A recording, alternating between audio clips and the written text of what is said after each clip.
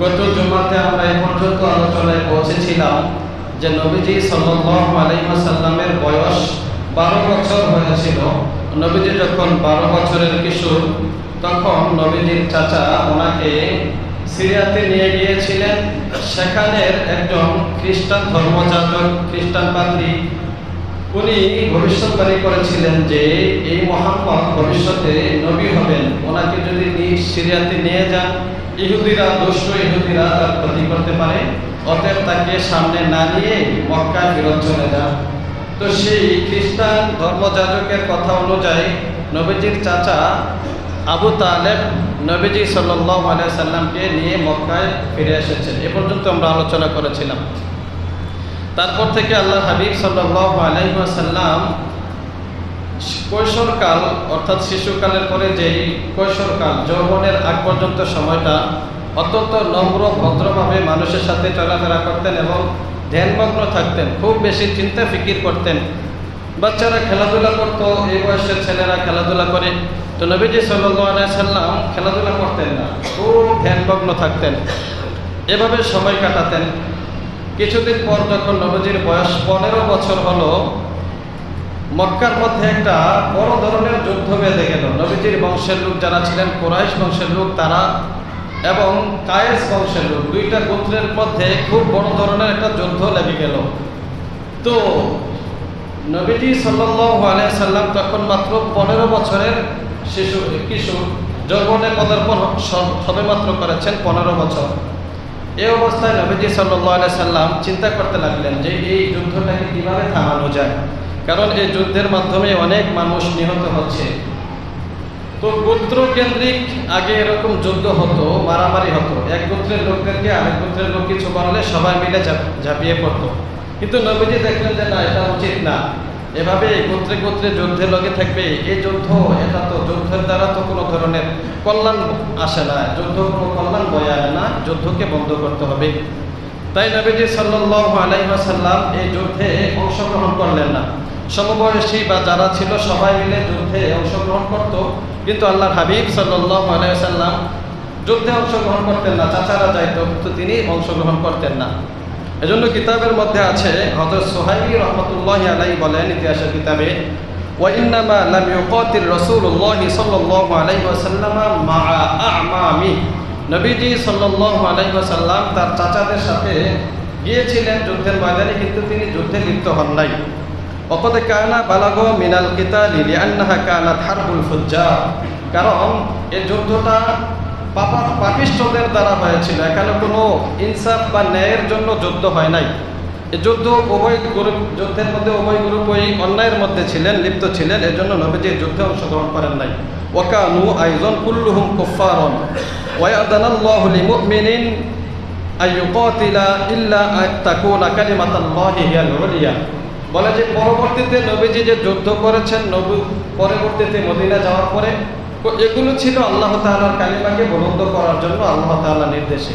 এর আগে ওনার চাচারা যে যুদ্ধটা করেছিল, এই যুদ্ধটা ছিল কোনো ইসলাম ধর্মের জন্য না, বা কোনো নেক ইনসাফ প্রতিষ্ঠার জন্য না, এই জন্য নবীজি অংশগ্রহণ করেন নাই। কিন্তু নবীজি চিন্তা করতে লাগলেন এই যুদ্ধ বন্ধ করতে হবে। তো এক পর্যায়ে নবীজি একটা সংগঠন খুললেন। নবীজির বয়স যখন 15 বছর, এই যুদ্ধটা বন্ধ করার জন্য এলাকার যুবক যারা ছিল এবং নবীর চাচা যারা ছিল, বিশেষ করে জুবায়ের ইবনে আব্দুল মুত্তালিব, নবীজির একজন চাচার নাম ছিল জুবায়ের, ওনাদেরকে নিয়ে নবীজি একটা সংগঠন করলেন, যেটার নাম ইতিহাসে আছে হিলফুল ফুদুল। হিলফুল ফুদুল নামক এই সংগঠনের মধ্যে নবীজি কয়েকটা প্রস্তাব পেশ করলেন চাচাদের কাছে। তো দেখেন চাচা, এভাবে যুদ্ধ লেগে থাকলে আমাদের সমাজের মধ্যে উশৃঙ্খলা দেখা দেবে, সমাজের মানুষ নিরাপদে থাকতে পারবে না, কারণ নিরাপত্তা থাকবে না, ঘর থেকে বের হবে রাতের বেলা বিভিন্ন কাজে, তো দেখা যাবে রাত্রে তাকে মেরে ফেলা হয়েছে। এ যুদ্ধ বন্ধ করতে হবে। দ্বিতীয়ত হলো, আমাদের মক্কায় কোনো বহিরাগত লোক এসে তারা যেন বিপদের সম্মুখীন না হতে হয়। কারণ ঘটনা একটা ঘটে গেছে, অনেক দূর থেকে একজন ব্যবসায়ী এসেছিল, ওই ব্যবসায়ীর কাছ থেকে আরবের লোক কিছু পণ্য কিনেছে, কেনার পরে তারা টাকা দেয় নাই, না দেওয়ার কারণে ওই লোকটা পাহাড়ের উপর দাঁড়াইয়া জোরে জোরে চিল্লায় বলেছিল, ও কুরাইশের লোকেরা, তোমরা আমার টাকা মেরে খেয়েছো, আমার ব্যবসায়ী টাকা তোমরা দিচ্ছ না, এর জবাব তোমরা দিতে হবে। তো এই চিল্লান এবং আওয়াজটা নবীজি সাল্লাল্লাহু আলাইহি সাল্লাম শুনেছিলেন। তো নবীজি বললেন, এখন থেকে এটা বন্ধ করতে হবে। বহিরাগত কোনো লোক ব্যবসা করতে এসে তারা যেন বিপদের সম্মুখীন না হতে হয়, তাদের সর্বোচ্চ নিরাপত্তা দিতে হবে। তৃতীয়ত, সমাজের মধ্যে যারা অসহায় দরিদ্র আছে তাদের সহযোগিতায় সবাই এগিয়ে আসতে হবে। চতুর্থ, সবাই ঐক্যবদ্ধ থাকতে হবে। আমাদের মধ্য থেকে কেউ কোনো বিপদ হোক বা কেউ কোনো সমস্যায় পড়লে সবাই মিলে এটা সমাধানের চেষ্টা করতে হবে। এরকম কয়েকটা প্রস্তাব পেশ করে একটা সংগঠন দাঁড় করালেন। এই সংগঠনটার নাম হলো হিলফুল ফুদুল বা শান্তি প্রতিষ্ঠার চুক্তিনামা। শান্তি প্রতিষ্ঠার জন্য নবীজি সবার কাছ থেকে চুক্তি নিয়েছিলেন। পরবর্তীতে নবীজি সাল্লাল্লাহু আলাইহি সাল্লাম বলেন, আমার কাছে এই সংগঠনটা বা এই চুক্তিগুলো এত প্রিয় ছিল যে আমাকে যদি এর বদলে কেউ লাল বর্ণের উট দিত, যেটা আরবের লোকদের কাছে সবচেয়ে বেশি প্রিয় ছিল, আমি সে লাল বর্ণের উটও নিতাম না, কারণ আমার কাছে এর চাইতে বেশি ছিল ওই সংগঠন প্রিয় ছিল, কারণ এর মাধ্যমে এলাকাতে শান্তি প্রতিষ্ঠা হয়েছিল। তারপরে নবীজি সাল্লাল্লাহু আলাইহি ওয়াসাল্লাম নিজেই ব্যবসায় আত্মনিয়োগ হলেন। প্রায় সময় তিনি ব্যবসায়ী কাজে শরিকানার মাধ্যমে ব্যবসা করতেন। তো ওনার বিশ্বস্ততা আরবে ছড়িয়ে গেল, যার কারণে সবাই মিলে ওনাকে উপাধি দিলেন আল আমিন। আমিন মানে হলো বিশ্বস্ত, বিশ্বাসযোগ্য। তো ওনার ব্যবসা বা চলাফেরায় কথাবার্তায় সবাই মুগ্ধ হয়ে ওনাকে নাম দিলেন আল আমিন। এই ব্যবসার মাধ্যমে উনি কীরকম বিশ্বস্ততা অর্জন করেছিলেন? একজন সাহাবী পরবর্তীতে হয়েছেন, ওনার নাম হলো আব্দুল্লাহ ইবনে হামসা রাদিয়াল্লাহু তাআলা আনহু। উনি বলেন যে জাহিলি যুগে, অর্থাৎ নবীজি সাল্লাল্লাহু আলাইহি সাল্লাম যখন 15 থেকে 20 বছর বয়স, এর ভিতরে যখন উনি ব্যবসা করতেছিলেন, তো ওনার সাথে আমিও ব্যবসা করতাম। আমার কাছে কিছু টাকা নবীজি সাল্লাল্লাহু আলাইহি সাল্লাম পাইতেন। একদিন আমি বললাম, মুহাম্মদ আপনি গাছের নিচে দাঁড়ান, আমি ঘর থেকে টাকাটা নিয়ে আসতেছি। তো ঘরে যাওয়ার পরে আমি একেবারে ভুলে গেলাম, একটু মনে ছিল না আমি যে মুহাম্মদকে গাছের নিচে দাঁড় করিয়ে এসেছি। 3 দিন পরে আমার স্মরণ হলো, আরে আমি তো কথা দিয়ে এসেছিলাম মুহাম্মদকে টাকা দিয়ে দেব। তো 3 দিন পরে আমি সেখানে গেলাম, যাওয়ার পরে দেখলাম আল্লাহি তখনও সেই মুহাম্মদ গাছের নিচে দাঁড়িয়ে আছেন। সুবহানাল্লাহ। 3টা দিন পর্যন্ত নবীজি এখানে দাঁড়িয়েছিলেন। তারপরে ওই লোককে বললেন, তুমি আমাকে কষ্ট দিয়েছো। বাস এতটুকু বললেন যে তুমি আমাকে কষ্ট দিয়েছো, আমি 3 দিন পর্যন্ত তোমার জন্য এখানে অবস্থান করতেছি। এ ছিল নবীজি সাল্লাল্লাহু আলাইহি সাল্লামের ব্যবসায়ের মধ্যে আমানতদারি এবং বিশ্বস্ততা। নবীজি সাল্লাল্লাহু আলাইহি সাল্লামের সাথে একজন পার্টনার ছিলেন, ব্যবসায়ী পার্টনার, শরিকে ব্যবসা করতেন। ওনার নাম হলো আব্দুল্লাহ ইবনে সাঈদ রাদিয়াল্লাহু তাআলা আনহু। তো ওনাকে নবীজি পরবর্তীতে জিজ্ঞাসা করলেন, আপনি কি আমাকে চিনতে পারছেন? অনেক পরে মদিনা যাওয়ার পরে উনি বললেন, অবশ্যই আপনাকে চিনতে পারছি, কারণ কুনতু শারীকি ফানি'মা শারীকু লা তুদারি ওয়া লা তুমারি। আরে আপনি তো আমার ব্যবসায়ী পার্টনার ছিলেন, আর আপনার মতো এরকম সর্বোত্তম ব্যবসায়ী পার্টনার আর হয় না। আপনি কখনো আমার সাথে তর্কও করেন নাই, কখনো ব্যবসায় লাভ লস নিয়ে আমার সাথে ঝগড়াও লাগেন নাই। আপনি তো এমন একজন ব্যবসায়ী ছিলেন। সুবহানাল্লাহ। এই যে নবীজি সাল্লাল্লাহু আলাইহি সাল্লামের জীবনীটা আমরা আলোচনা করতেছি, শুধুমাত্র ঘটনা শোনার উদ্দেশ্য না, বরং এখান থেকে আমাদের শিক্ষা গ্রহণ করা। আল্লাহ হাবিব সাল্লাল্লাহু আলাইহি ওয়াসাল্লাম তিনি এরকম ব্যবসার মধ্যে বিশ্বস্ত ব্যবসায়ী ছিলেন। তো যারা আমরা ব্যবসা করব, আমরা এখান থেকে শিক্ষা গ্রহণ করব। এরপরে নবীজি সাল্লাল্লাহু আলাইহি ওয়াসাল্লাম আরবের মধ্যে বকরিও চড়াতেন। গত জুমাতে আমরা বলেছি নবীজি ওনার দুই ভাইয়ের সাথে মাঝে মধ্যে মাঠে যাইতেন বকরি চড়ানোর উদ্দেশ্যে, বা ওনার সাথে থাকতেন। তো আল্লাহ হাবিব সাল্লাল্লাহু আলাইহি ওয়াসাল্লাম একদিন ওনার এক সাহাবী হযরতে জাবির ইবনে আব্দুল্লাহ রাদিয়াল্লাহু তাআলা আনহু, ওনাকে বললেন, জাবের তুমি ওই পিলু ফল, এক জাতীয় ফলের নাম ছিল পিলু, বলে পিলু ফল সংগ্রহ করার সময় কালোগুলা দেখে সংগ্রহ করবা, কারণ এগুলো সুস্বাদু হয়ে থাকে। জাবির বললেন, ইয়া রাসূলুল্লাহ আপনি কিভাবে জানেন এই পিলু ফলের ঘটনা? এগুলো তো সাধারণত যারা বকরি চড়াইতো ওনারা জানতো, যেখানে বকরি চড়াইতো বা সেখানে এই ফলগুলা পাওয়া যেত। নবীজি বললেন, হ্যাঁ আমিও তো আরবের লোকদের বকরি চড়িয়েছি। তো সহিহ বুখারীর মধ্যে 2262 নম্বর হাদিসের মধ্যে এসেছে, নবীজির একজন সাহাবী হযরত আবু হুরায়রা রাদিয়াল্লাহু তাআলা আনহু থেকে বর্ণিত, তিনি বলেন, আনি নবী সাল্লাল্লাহু আলাইহি ওয়াসাল্লাম قال, নবীজি সাল্লাল্লাহু আলাইহি ওয়াসাল্লাম বলেছেন, মা বাআসাল্লাহু নাবিয়ান ইল্লা রাআল গনামা। নবীজি বলেন, আল্লাহ তাআলা যত নবী পাঠিয়েছেন মোটামুটি সবাই বকরি চড়িয়েছেন। সাহাবায়ে কেরাম জিজ্ঞাসা করলো, ফাকাল আসহাবুহু সাল্লাল্লাহু আলাইহি ওয়াসাল্লাম ওয়া আনতা ইয়া রাসূলুল্লাহ। নবীজিকে জিজ্ঞাসা করলেন, ইয়া রাসূলুল্লাহ আপনিও কি এরকম বকরি চড়িয়েছেন?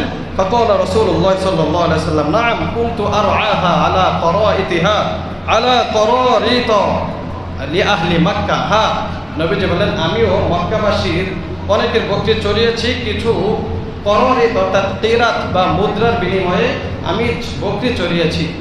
ইতিহাসের মধ্যে লিখে আল্লাহর হাবিব সাল্লাল্লাহু আলাইহি সাল্লাম সহ অনেক নবীদেরকে দিয়ে আল্লাহ তাআলা বকরি চড়িয়েছেন। তার কারণ কি? কারণ হলো এর মাধ্যমে উম্মতকে শিক্ষা দেওয়া এবং উম্মত পরিচালনা করার দায়িত্বটা এর মাধ্যমে পাকাপোক্ত হওয়া। কারণ অন্যান্য পশু পালন করতে যেরকম কষ্ট হয়, এর চাইতে বেশি কষ্ট হয় বকরি চড়াইতে গেলে। সাধারণত গরু বা উট মহিষ এদেরকে লালন পালন করা তেমন বেশি একটা কষ্ট না, এদেরকে স্বাভাবিকভাবে লালন পালন করা যায়। বকরির বিশাল বড় বকরির পাল থাকলে এগুলো নিয়ে একদিকে গেলে কিছু বকরি যাবে ডানে, কিছু যাবে বামে, কিছু আটকায় থাকবে, কিছু যাবে না। এরকম গোসল করানোর সময় এগুলাকে টানা আশ্রা করা লাগে, বিভিন্ন সময় ঝামেলা করতে হয়। তো নবীদেরকে দিয়ে আল্লাহ তাআলা এই কাজটা করিয়েছেন, তারা যেন ধৈর্য সবর এখান থেকে শিখতে পারে, উম্মত পরিচালনা করতে পারে। কারণ উম্মতের মধ্যে কেউ ঘাটতেরা থাকবে, কেউ অবস্থান থাকবে, কেউ বিশ্বাস করবে, কেউ করবে না, কেউ তর্ক করবে, সব মিলিয়ে তারা যেন চলতে পারে, এই একটা শিক্ষা উম্মতকে দেওয়া উদ্দেশ্য। দ্বিতীয়ত আরো একটা শিক্ষা, কোনো কাজের মধ্যে লজ্জা করা যাবে না। কাজ যদি বৈধ হয় সেই কাজটা স্বাচ্ছন্দ্যে করতে হবে।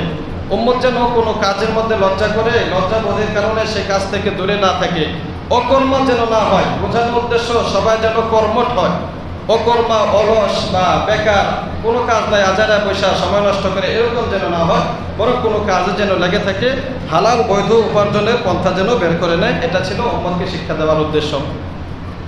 এরপরে নবীজি সাল্লাল্লাহু আলাইহি ওয়াসাল্লামের বয়স যখন প্রায় 25 বছর, তো এই মোটামুটি 10 বছরে আরবের সব জায়গায় নবীজির সুনাম স্বীকৃতি ছড়িয়ে গেছে বিশ্বস্ত ব্যবসায়ী, আমানতদার হিসেবে। তো এই সংবাদটা নবীজি সাল্লাল্লাহু আলাইহি ওয়াসাল্লামের প্রথম স্ত্রী আমাদের আম্মা জান হযরত খাদিজাতুল কুবরা রাদিয়াল্লাহু তাআলা আনহার কাছেও পৌঁছে গেল।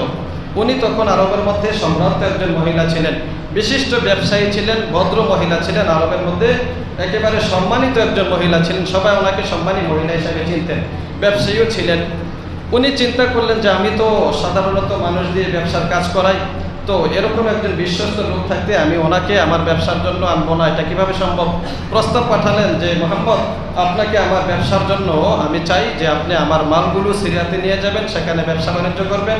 অন্যান্যদেরকে আমি যেই মুনাফা, যেই লাভ দিতাম বা যেই টাকা দিতাম এর চাইতে বহুগুণ বেশি আপনাকে দেব, আপনি আমার এই ব্যবসার কাজ পরিচালনা করবেন। আল্লাহর হাবিব সাল্লাল্লাহু আলাইহি ওয়াসাল্লাম এতে রাজি হলেন। চাচা আবু তালেবের সহযোগিতা হবে, কারণ চাচা আবু তালেব ওনার পরিবারের মধ্যে সদস্য বেশি ছিল, উনি ওনার অন্যান্য ভাইদেরও দেখাশোনা করতেন, আবার নিজের ছেলে ছিল, ভাইদেরও ছেলে ছিল, সব মিলিয়ে ওনার পরিবারটা একটু বড় ছিল। তো কিছু উপার্জন করতে পারলে পরিবারের জন্য ভালো হয়, এজন্য নবীজি এতে রাজি হলেন, সিরিয়াতে গেলেন। যাওয়ার সময় খাদিজা রাদিয়াল্লাহু তাআলা আনহার একজন গোলাম ছিল মাইসারা, এই গোলামটাকে নবীজির খাদিম হিসাবে সাথে পাঠিয়ে দিলেন। নবীজি সাল্লাল্লাহু আলাইহি ওয়াসাল্লাম সিরিয়াতে গেলেন, সেখানে গিয়ে সুনামের সাথে ব্যবসা বাণিজ্য করলেন। সেখানে খ্রিস্টানদের একটা গির্জা ছিল, এই গির্জার সামনে একটা গাছ ছিল, পুরাতন গাছ, অনেক বছর আগের, শত শত বছর আগের গাছ। তো এই গাছটার মধ্যে সাধারণত নবীরা ছাড়া কেউ বসে না। ওই গির্জার যে পাত্রী ছিলেন উনি দেখলেন আল্লাহ নবী সাল্লাল্লাহু আলাইহি ওয়াসাল্লাম সেখানে গিয়ে বসছেন। তারপরে উনি গির্জা থেকে বের হয়ে আসলেন, আসার পরে মাইসারাকে জিজ্ঞাসা করলেন, গোলাম মাইসারাকে, আচ্ছা বলুন তো এখানে যে বসছে এই লোকটাকে? বলেন যে উনি আরবের কুরাইশ গোত্রের একজন লোক, কাবা শরীফের পাশে ওনার বাড়ি, উনি ভালো একজন সম্মানী ব্যক্তি, আরবের মধ্যে একজন প্রসিদ্ধ ব্যক্তি। তো বলে আসলে ওনার আর কোনো পরিচয় আছে? ওনার বাবার নাম কি? বলে যে বাবার নাম এই। তাহলে উনি ওনার নাম কি? বলে ওনার নাম মোহাম্মদ। তো ওই লোকটা তখন গির্জা যিনি ছিলেন পাদ্রী, উনি তখন ভবিষ্যৎবাণী করলেন যে আমি তাওরাত ইনজিল কিতাবের মধ্যে যে আলামতগুলো পেয়েছি, আলামত দ্বারা বুঝতে পারতেছি যে ইনি হবেন ভবিষ্যতের সর্বশেষ, শেষ এবং শ্রেষ্ঠ নবী মুহাম্মাদুর রাসূলুল্লাহ সাল্লাল্লাহু আলাইহি ওয়াসাল্লাম। মাইসারা এই সুসংবাদটা এখান থেকে শুনলেন। তারপরে মাইসারা আরও কিছু অলৌকিক ঘটনা দেখলেন। নবীজি সাল্লাল্লাহু আলাইহি ওয়াসাল্লাম যখন রাস্তায় চলতেন, তো দুপুরবেলা যখন রৌদ্রের তাপ বেশি থাকতো, তো উনি দেখতেন কে যেন নবীজি সাল্লাল্লাহু আলাইহি ওয়াসাল্লামের মাথার উপরে ছায়া দিয়ে রাখতো। সুবহানাল্লাহ। মাঝে মধ্যে রাস্তায় দিয়ে হাঁটতে, তো গাছগুলো দূরে থাকলেও হেলে নবীজির উপরে আসা পড়তো, যেন নবীজির মাথার মধ্যে রোদের তাপ না লাগে। সুবহানাল্লাহ। এই দৃশ্যগুলো উনি দেখেছেন। সিরিয়ার ব্যবসা শেষে যখন নবীজি সাল্লাল্লাহু আলাইহি ওয়াসাল্লাম মক্কায় ফিরে আসলেন, তো মাইসারা খাদিজা রাদিয়াল্লাহু তাআলা আনহার কাছে এই ঘটনাগুলো বলল যে আমি তো দেখলাম ওনার এই অবস্থান, এবং খ্রিস্টান পাদ্রী যিনি ছিলেন উনিও এরকম ভবিষ্যৎবাণী করেছেন। এরপরে খাদিজা রাদিয়াল্লাহু তাআলা আনহা নবীজি সাল্লাল্লাহু আলাইহি ওয়াসাল্লামের এই গুণাবলী শুনে খুব বেশি আসক্তি হয়ে গেলেন। তার অন্তরের মধ্যে একটা আগ্রহ জন্মালো যে এই মুহাম্মদ সাল্লাল্লাহু আলাইহি ওয়াসাল্লাম ওনাকে যদি আমি স্বামী হিসাবে পেতাম তাহলে কতই না ভালো হতো। কারণ খাদিজা রাদিয়াল্লাহু তাআলা আনহার স্বামী তখন ছিল না, মারা গিয়েছিল। এজন্য উনি এই আকাঙ্ক্ষা পোষণ করলেন যে আল্লাহ হাবিব সাল্লাল্লাহু আলাইহি সাল্লামের সাথে ওনার বিবাহ যদি হয়ে যায় তাহলে উনি অনেক ধন্য হয়ে যাবেন, নিজেকে ধন্য মনে করবেন। প্রস্তাব পাঠালেন নবীজির কাছে। নবীজি সাল্লাল্লাহু আলাইহি সাল্লাম প্রস্তাব শুনে চাচা আবু তালেবকে জানালেন। আবু তালেবও এতে রাজি হলেন এবং পারিবারিকভাবে খাদিজা রাদিয়াল্লাহু তাআলা আনহার বাড়িতে গেলেন। সেখানে গিয়ে বিবাহের কাজ সম্পন্ন করলেন। তখন নবীজি সাল্লাল্লাহু আলাইহি ওয়াসাল্লামের বয়স ছিল 25 বছর, আর খাদিজা রাদিয়াল্লাহু তাআলা আনহার বয়স নির্ভরযোগ্য মত অনুযায়ী 40 বছর ছিল। তো এরপরে আল্লাহর হাবিব সাল্লাল্লাহু আলাইহি সাল্লামের বিবাহ পড়ানোর দায়িত্ব তখন ছিল আবু তালেবের কাছে। আবু তালেব তখন বিবাহের খুতবা দিলেন, যে খুতবাটা ইতিহাসে স্বর্ণাক্ষরে লেখা আছে ইতিহাসের পাতায়। আবু তালেব তখন দাঁড়ায় খুতবা দিলেন, আলহামদুলিল্লাহিল্লাযী জাআলানি আম্মা মুহাম্মাদিন সাল্লাল্লাহু আলাইহি ওয়াসাল্লাম। প্রশংসা সব ওই রব্বুল আলামিনের, ওই মালিকের প্রশংসা যিনি আমাকে এই মুহাম্মদের চাচা বানিয়েছেন। সুবহানাল্লাহ। বলে যে এই মুহাম্মদের চাচা আমাকে বানিয়েছেন, এজন্য আমি রবের প্রশংসা করতেছি। শোনো, ইন্না বিনি আখি হাদা মুহাম্মদ ইবনে আব্দুল্লাহ লা ইউওয়াজানু বিরাজুলিন ইল্লা রাজাহা বিহি শারফান ওয়া মুগলান ওয়া aqlan ওয়া ফাদলান ফাইন কানা ফিল মালি কিল্লুন ফাইনাল মালা জিল্লুন জাইলুন ওয়া আমরুন হাইলুন ওয়া মুহাম্মাদুন মান ক্বাদ আরাফতুম قرابته وقد خطب خديجة بنت خويلد وبدل لها ما آجله وعاجله من مالي وهو والله بعد هذا له نبأ عظيم وخطر جليل। নবীজির চাচা আবু তালেব বিবাহের খুতবা দিলেন। খুতবার মধ্যে বললেন, শোনো, সবাই অবগত আছো আজকে আমরা কিসের জন্য এখানে একত্রিত হয়েছি। আমার এই ভাতিজা মুহাম্মদ ইবনে আব্দুল্লাহ, তার বিবাহের কাজ সম্পন্ন করা হবে খাদিজা বিনতে খুয়াইলিদের সাথে। শোনো, খাদিজা বিনতে খুয়াইলিদ সে তো আরবের মধ্যে প্রসিদ্ধ একজন ধনী মহিলা, আর আমার ভাতিজা মুহাম্মদ বিন আব্দুল্লাহ সে এরকম মালে প্রসিদ্ধ নয়, মাল সম্পদ তার নাই। যদিও তার মাল সম্পদ কম, কিন্তু তার মান মর্যাদা, গুণ মর্যাদা, সম্মান সুখ্যাতি, এর বিনিময়ে, এর বদলায়, এর পক্ষে যদি অন্য কাউকে দাঁড় করানো হয়, দেখা যাবে এক পাল্লায় যদি মুহাম্মদের মান সম্মান রাখা হয়, ভদ্রতা রাখা হয়, আরেক পাল্লায় সারা আরবের সবার ভদ্রতা, মান সম্মান এবং মর্যাদা যদি রাখা হয়, দেখা যাবে আমার ভাতিজা মুহাম্মদের পাল্লাই ভারী হয়ে যাবে। সুবহানাল্লাহ। তখন আবু তালেব মুসলমান হন নাই, কিন্তু উনি এই ঘোষণাটা সবার সামনে দিলেন যে আমার ভাতিজার সম্মান সুখ্যাতি, মান মর্যাদা, ভদ্রতা, ওনার যে চরিত্র, এর বিপরীতে অন্য কাউকে দাঁড় করানো সম্ভব না। এভাবে বিবাহের কাজ সম্পন্ন হয়ে গেল। বিবাহের মহারণা ধার্য করা হলো 20টা উট। নবীজির চাচা আবু তালেব বলেন, ফাইন্নাহু আজিলুহু ওয়া আজিলুহু মিন মালি। এই মহারণা বাবদ নগদ এবং বাকিতে যা থাকবে সব আমি আবু তালেব আমার মাল থেকে আমি আদায় করবো। সুবহানাল্লাহ। 20টা উট আরবে এখন যেমন ওটের দাম তখনও দাম ছিল, কিন্তু সবগুলো ওটের দাম এবং এই মহারণা আদায় করেছেন নবীজির চাচা আবু তালেব। এরভাবে নবীজি সাল্লাল্লাহু আলাইহি সাল্লামের প্রথম বিবাহ সম্পন্ন হলো। নবীজি সাল্লাল্লাহু আলাইহি সাল্লাম বিবাহের পরে 35 বছর, যখন 25 বছর বয়সে বিবাহ হলো, তারপরে নবীজি সাল্লাল্লাহু আলাইহি সাল্লামের সন্তানাদি হলো। খাদিজা রাদিয়াল্লাহু তাআলা আনহা থেকে নবীজির 3 জন ছেলে এবং 4 জন কন্যা সন্তান জন্মগ্রহণ করেছে। ছেলেরা ছিলেন কাসেম, একজনের নাম ছিল কাসেম, আরেকজনের নাম ছিল আব্দুল্লাহ, আরেকজনের নাম ছিল ইব্রাহিম।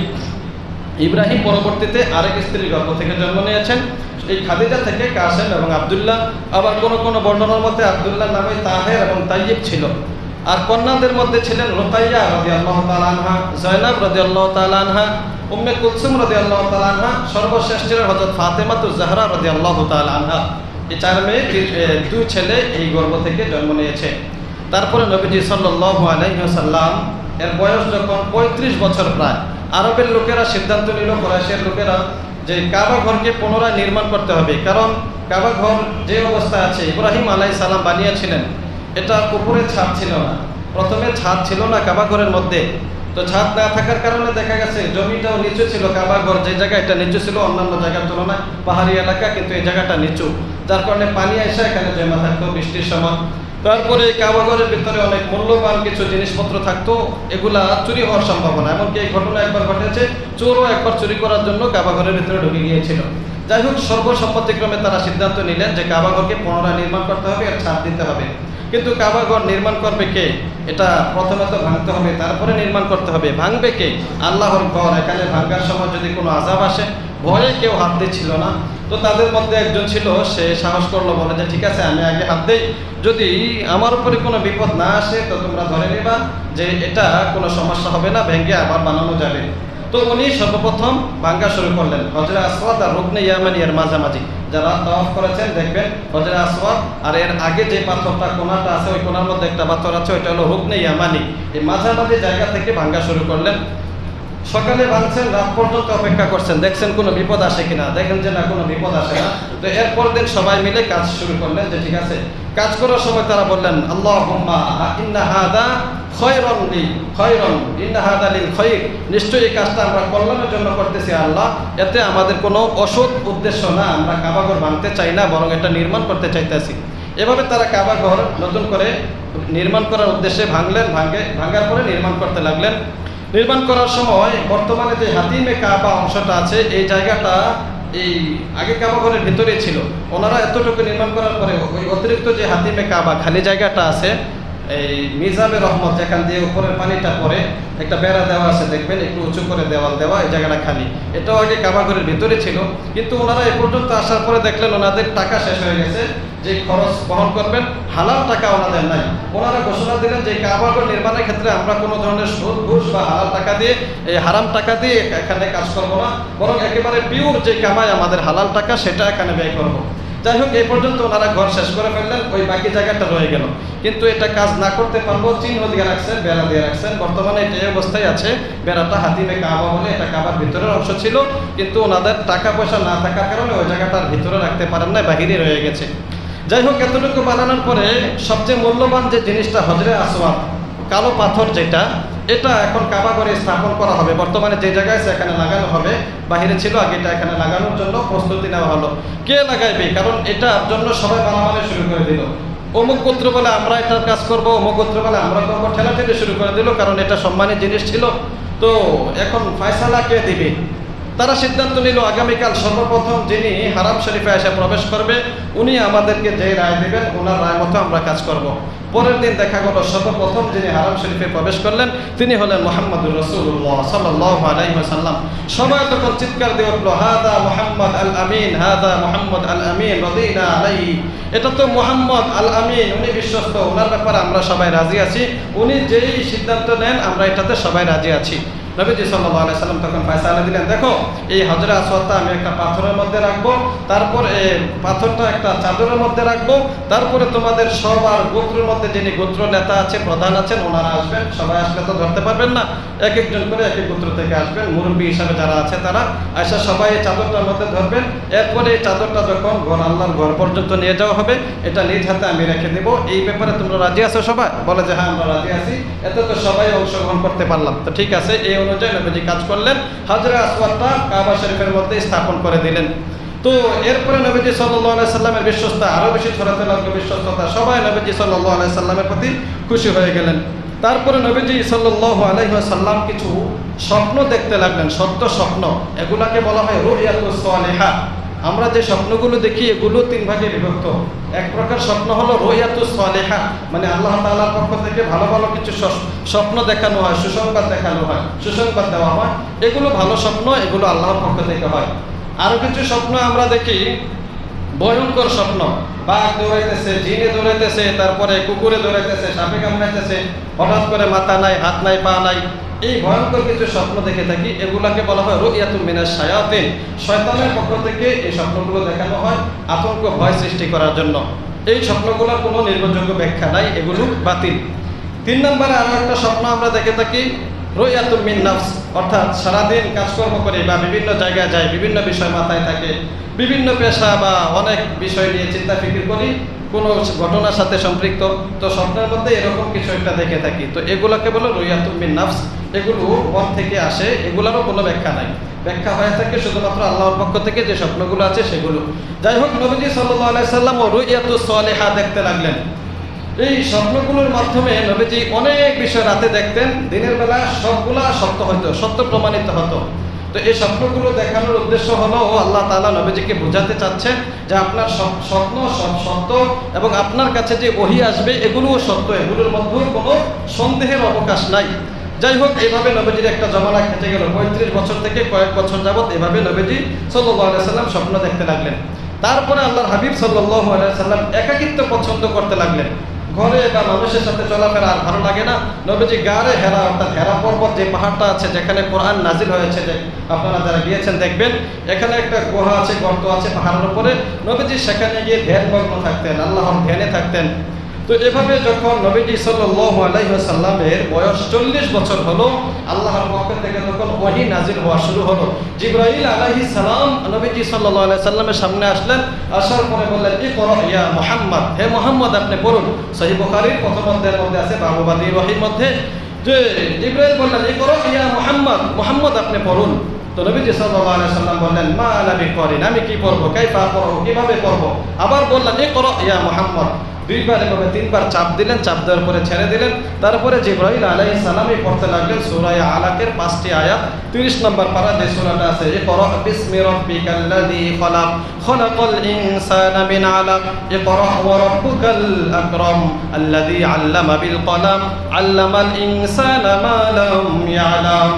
এই আয়াতগুলো কোরআনের সর্বপ্রথম আয়াত নাজিল হয়েছে। তারপরে নবীজি সাল্লাল্লাহু আলাইহি সাল্লাম এই যে ধাক্কা বা জিবরাইলের সাথে জিবরাইল যে চাপ দিয়েছেন, নবীজি শরীরের মধ্যে কম্পন সৃষ্টি হয়ে গেল, কাঁপুনি সৃষ্টি হয়ে গেল। নবীজি হেরা গুহা থেকে নেমে আসলেন, ঘরে গেলেন। আম্মা জান খাদিজাতুল কুবরা রাদিয়াল্লাহু তাআলা আনহাকে গিয়ে বললেন, ইয়া খাদিজা জাম্মিলুনি জাম্মিলুনি, আয় খাদিজা আমাকে কম্বল দাও, আমার গায়ে চাদর জড়ায় দাও, আমার শরীর কাঁপতেছে, ভয় হইতেছে। কারণ এই ঘটনা ঘটেছে। খাদিজা রাদিয়াল্লাহু তাআলা আনহার কাছে নবীজি খুলে বললেন। এরপরে খাদিজা রাদিয়াল্লাহু তাআলা আনহা বিষয়টা বুঝতে পারলেন। নবীজি সাল্লাল্লাহু আলাইহি সাল্লামের উপর ওহী নাযিল হওয়ার বিষয়টা অনেক ভারী ছিল। কারণ কোরআনে সূরা মুজাম্মিলের 7 নম্বর আয়াতে রব্বুল আলামিন বলেন, ইন্না সানুলকি আলাইকা কওলান সাকিলা, আপনার উপরে আমি যে ওহী নাযিল করি এগুলো খুব ভারী কথা, সহজে এগুলো মানুষ বহন করতে পারে না, এগুলো খুব ভারী একটা বিষয়। এগুলো নাযিল হলে শরীরে কম্পন সৃষ্টি হয়ে যায়। নবীজির একজন সাহাবী বলেন যে নবীজি যখন উঠে থাকতেন তখনও যদি ওহী নাযিল হতো তো উট দাঁড়ায় থাকতে পারতো না, উট বসে যেত। নবীজির এক সাহাবী বলেন, একবার নবীজি আমার রানের মধ্যে মাথা রেখে বিশ্রাম করছিলেন, তো এই সময় নবীজির উপরে ওহী নাযিল হচ্ছিল। তো আমি দেখলাম আমার রানের হাড্ডিগুলো মনে হয় যেন চূর্ণ বিচূর্ণ হয়ে যাব, এত ভারী আমি অনুভব করতেছিলাম।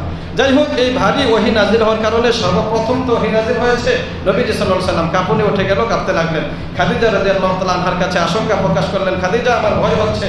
তো খাদিজা রাদিয়াল্লাহু তাআলা আনহা তখন নবীজি সাল্লাল্লাহু আলাইহি সাল্লামকে যে সান্ত্বনাটা দিয়েছিলেন, এই সান্ত্বনাটা আমাদের মা বোনদের জন্য শিক্ষা। এটার মধ্যে বহু শিক্ষা রয়েছে, ইতিহাসের মধ্যে এটা স্বর্ণাক্ষরে করে লেখা আছে।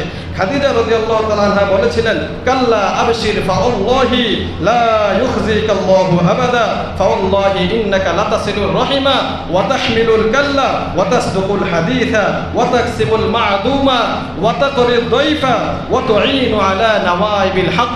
খাদিজা বললেন, হে মুহাম্মদ সাল্লাল্লাহু আলাইহি সাল্লাম, আপনি আশঙ্কা করবেন না, কোনো ভয় নাই আপনার, আপনি সুসংবাদ গ্রহণ করুন, কারণ আপনি লাঞ্ছিত হবেন না, আল্লাহ আপনাকে বেইজ্জতি করবেন না। আপনি তো অভাবীদের অভাব অনটন দূর করার চিন্তা ফিকির করেন, আপনি তো সদা সর্বদা সত্য কথা বলেন, আপনি তো মানুষের বিপদে পাশে দাঁড়ান, অনাথ এতিম যারা আছে তাদের সহযোগিতা করেন, আপনি মেহমানের মেহমানদারি করেন, আপনি আত্মীয়তার সম্পর্ক বজায় রাখেন। অর্থাৎ এত এত ভালো গুণ আপনার, আপনি কখনো ধ্বংস হবেন না, আপনার চিন্তার কোনো কারণ নাই। ইতিহাসের মধ্যে লেখে খাদিজা রাদিয়াল্লাহু তাআলা আনহার এই কথাগুলো নবীজি সাল্লাল্লাহু আলাইহি সাল্লামকে খুশি করে দিল। নবীজি সাল্লাল্লাহু আলাইহি সাল্লামের ভয় ভীতি দূর হয়ে গেল, নবীজি খুশি হয়ে গেলেন। এজন্য মা বোনদের উচিত, স্বামীরা যখন কোনো পেরেশানিতে পড়ে যায়, কিতাবের মধ্যে লিখে মা বোনেরা এই ভূমিকাটা পালন করবেন, স্বামীকে সান্ত্বনা দেবেন। ব্যবসায় লস হয়েছে, ডাকাতে ধরেছে, চোরে ধরেছে, মাল সামানা নিয়ে গেছে বা কোনো জায়গায় বেইজ্জতি হয়েছে, তো এই ক্ষেত্রে ঘরে আসার পরে মা বোনদের উচিত হলো স্বামীদেরকে এভাবে সান্ত্বনা দেওয়া, তাদেরকে প্রশান্ত করা, তাদের মনের পেরেশানি দূর করার জন্য ফিকির করা। যেভাবে করলে, যেভাবে চললে স্বামী খুশি থাকবে, সেরকম ফিকির মা বোনদের করা উচিত। আল্লাহ তাআলা আমাদেরকে এই কথাগুলো বোঝার এবং আমল করার তৌফিক দান করুক।